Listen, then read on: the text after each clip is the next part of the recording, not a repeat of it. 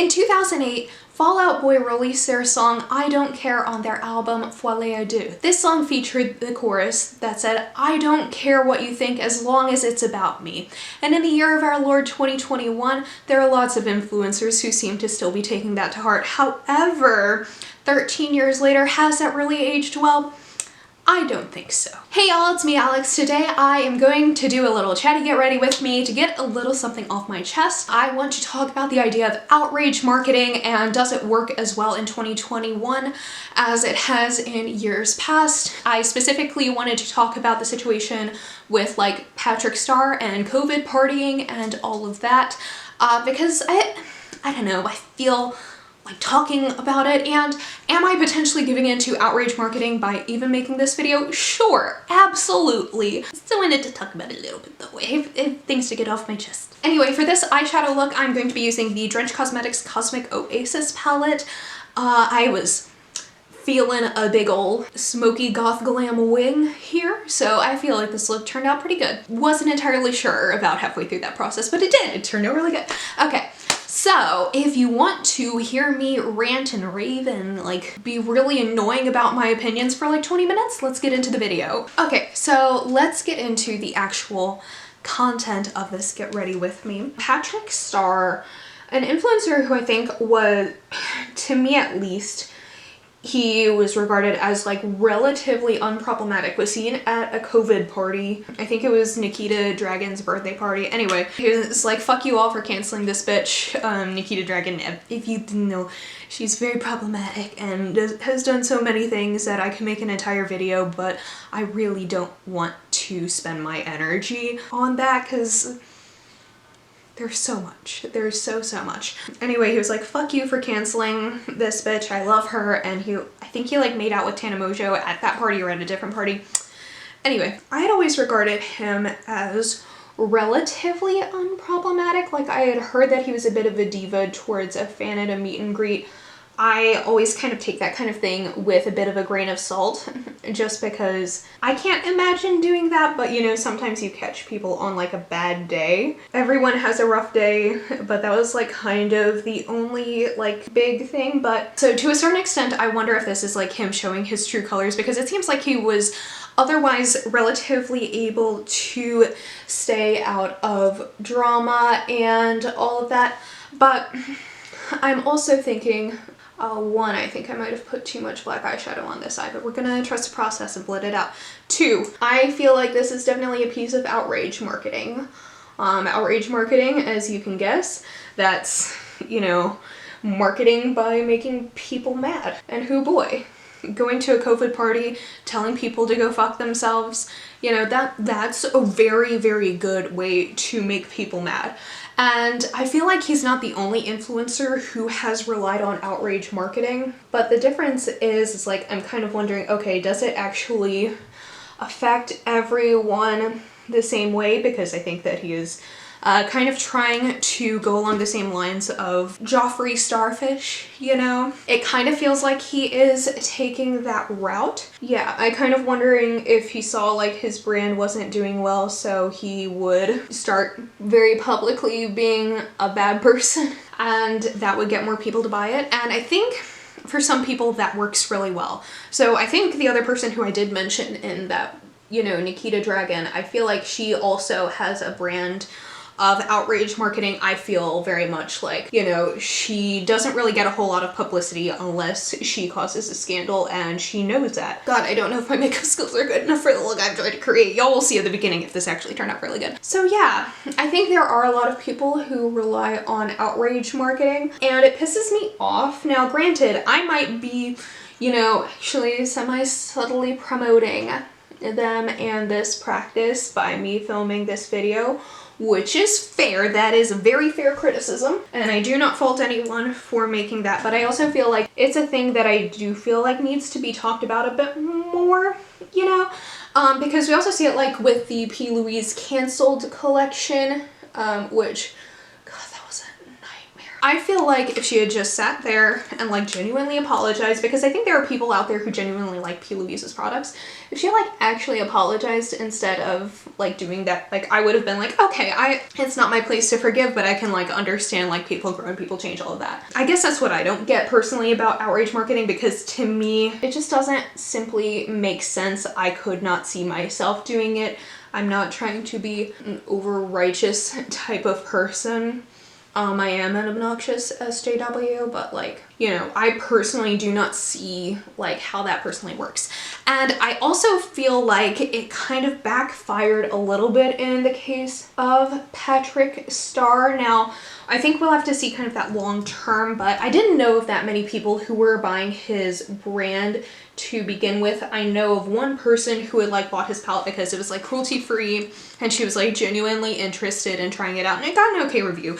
The palette didn't really appeal to me. Honestly, nothing from his line has really appealed to me, and now in the future, if anything from his line does, I do not see myself purchasing it. He's lost at least one customer, if not more. I've noticed him getting like absolutely ratioed on Twitter in the mentions and all of that, as the kids say. So I feel like for him it kind of backfired. I feel like outrage marketing up until probably middle of last year worked really well for Jalopity Starship. I feel like it worked really well for him because he already had what I feel is like a very successful brand before people found out about his scandals. Now I feel like he's already like kind of always been a problematic person, but like, you know, he started his brand and everybody really liked his products, and then like people found out, like that was when people really started to have a problem with him, and since he was already really successful, it worked really well for him. Now I feel like on the other hand, in the case of Patrick, he, as far as I know,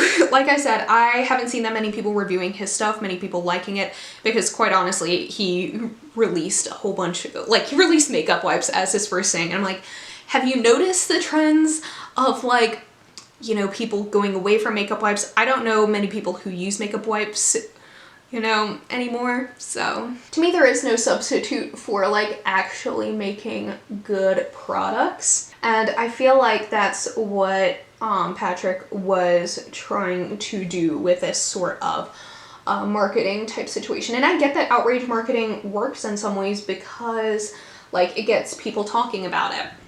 I was at a conference, an online conference for my job, and one of the speakers there was a guy who had like, he was the dude who like wrote I think it was like the New York City is Dead article. I don't know that much about it. I didn't read that much about it because quite frankly, I am a rural bitch. I could not give a fuck. But anyway, apparently people didn't like that, but he was like, but they were reading it, weren't they? You know, so I get that on a certain extent. That makes sense. And he was like, I'm gonna write an article about how I'm not gonna vote. And then people will read that and be outraged. And I think that's a part of like, you know, YouTube's marketing and YouTube's algorithm too. I mean, if you look at YouTube's algorithm, it prioritizes, you know, thumbnails where people are making the shocked face. I might post this with a really fucking clickbaity title. And that's how people get views. And like, I personally, yeah, I have, you know, posted clickbait before. I understand how it works. I try not to do it too often, you know, but controversy, shock value, all of that, like that's what genuinely gets views in a lot of cases. And it kind of sucks because I think everything in this world has been so sensationalized. It's like, now I like to watch people who are like normal ass human beings being good people. I feel like in the circles that I run in, that is very, very valued.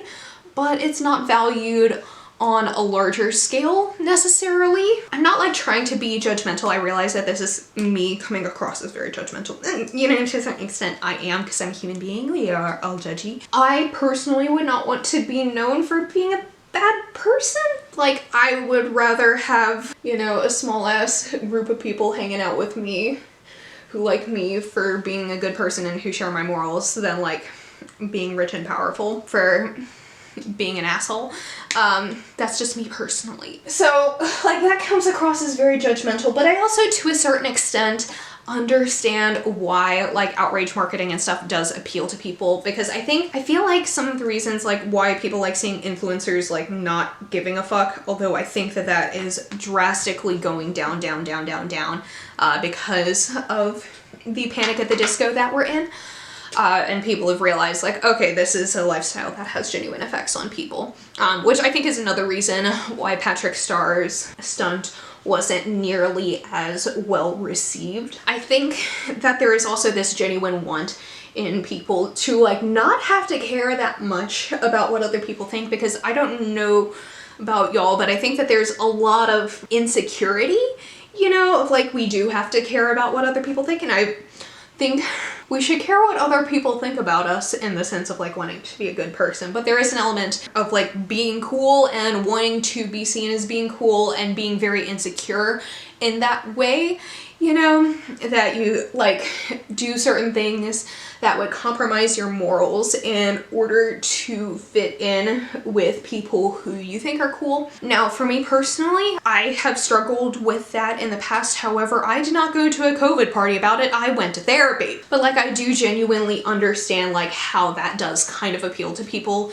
in a way of like, okay, I can also not give a fuck if this person doesn't give a fuck. I feel like oftentimes I give way too many fucks about what other people think. But I think that there is a difference between living your life unapologetically for who you are, and then also just like not apologizing for being a human and making mistakes that hurt other people. That's the line. You should care about being a good person to other people, but you should also, there are certain things that you shouldn't care about what other people think of you. But also going to a COVID party in the epicenter of a pandemic, you should care about that. I can't talk and do my lower lash line at the same time. So what is the solution to all of this? Because I don't feel like outrage marketing or anything like that is going to go away anytime soon.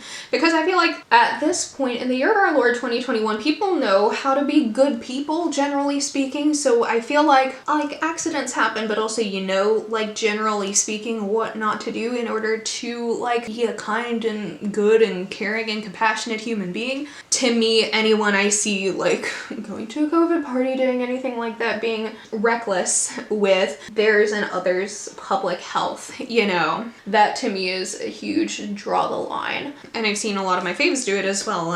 Currently really pissed at Mel Cosmetics for that. Why is it every brand that I fall in love with, it just has to screw me the fuck over? But yeah, so how do we as a culture kind of combat that? Because I feel like that's a lot. Like, potentially by me making this video, I might be playing into outrage culture. Now, I don't know of anyone who would particularly, like, I feel like you can't outrage your way into making good products, you know? Like I said before, towards the beginning of Jeffree Star's brand, he had what I think is like genuinely unique products to the market at the time that people were interested in. Even I was interested in it before I discovered what kind of a human being that he was, and after that I'm like, okay, good, I'm good with like saving money by not supporting a bad person. But at the same time, like I said, Patrick Starr, you know, his products weren't really doing that well anyway, so I feel like he couldn't necessarily like outrage his way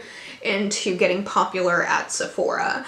And I feel like that's also happened with a lot of other influencers, since we are going through that sort of cultural shift with the whole pandemonium of 2020 into 2021. I think there's a lot of influencers who have thought that they could outrage their way into being popular and interesting. I made a video on one of them, and she's currently doing her conservative news tour and making her own line, and it is getting roasted. You know, I feel like outrage marketing worked really well before we realized how absolutely fucked the United States and like Western consumer culture was, you know? One of the things that I had kind of learned in seminary that I had read about, that one of my professors had actually lectured on, was the idea of apocalypse, and apocalypse not being like seen as the end of the world, but rather an unveiling of the world's true nature. That's kind of how I have seen, you know, everything that has kind of happened in the last year. It feels very apocalyptic because it has been a series of horrific things, both caused by humans and natural disasters. But in a way, it has also been an unveiling of like the true nature of an oppressive system that we're living under. And that is kind of how I'm seeing this. I do not think that like God caused all of this to happen, because no, that's bad theology. But I do think that this panna cotta, you know, has in a lot of ways exposed the true nature of a lot of aspects of our culture. So we found out that there are so many more kind and compassionate and awesome people in our lives and building communities through online. Like, online community has been one of the things that has been getting me through this. However, it has also exposed so many people for like being significantly shittier than we thought they would be. Like all these celebrities and influencers and stuff who we thought were like relatively neutral, Patrick Starrr, who we thought were like, okay, like fine, doing their thing, pretty cool. You know, they start going to COVID parties and shit. And it's like, okay, so you're like actually an asshole who doesn't care about anyone else's health, because that's what it is. I did not expect to get into this in this way, but like, you know, I'm feeling it. I am preachy. But yeah, so it's also been an unveiling of people's true nature. Do you give a fuck about other people or not? And it used to be cool to not give a fuck about other people, but as we are realizing all of just like the major divides that we have in this country, people aren't getting canceled for being themselves or for minor shit. It's for not giving a fuck about other human beings. That's what people are getting canceled for, and they deserve it. Call me a judgmental ass bitch. Please do. Please do in the comments. If you don't give a fuck about other people, not what they think of you, but like making sure you're not hurting people, you're not a very good person. Okay. I am getting like outragey on myself. So I have some wing liner to do that I know I'm not going to be able to do on camera, so I'm going to do that and like lipstick and mascara, and I will be back. Okay, so I've done some liner, some mascara. The lipstick I am wearing is Skinny Jeans from Be Elegant Cosmetics. I'm feeling pretty happy with this look. I'm kind of wishing I filmed earlier in the day, because damn do I look good. You can hear my cattos at the door. They have been following me around all day because apparently I'm a very interesting person to them. Don't know how they got that one. Anyway, let's go to the outro. Okay, so that is it for this video. I know that was a lot more ranty and opinionated than I normally am, but goddamn am I leaning into that in 2021. I am trying to give fewer fucks about what other people think of me in regards to things like that. Who knew? Maybe the influence is really there. Anyway, so that's it. Let me know down below what your thoughts are. As always, I trust y'all to keep things nice and respectful around these parts, but in case you're new here and you know, just hate me right now, please be nice. Not that that like makes anyone do anything. Anyway, as I've said like 3 times already, that's it for this video. Thank you for watching. Give it a thumbs up if you liked it, and subscribe down below if you want to see more videos from me. And I will see y'all in my next one. I hope y'all had a wonderful day. Bye!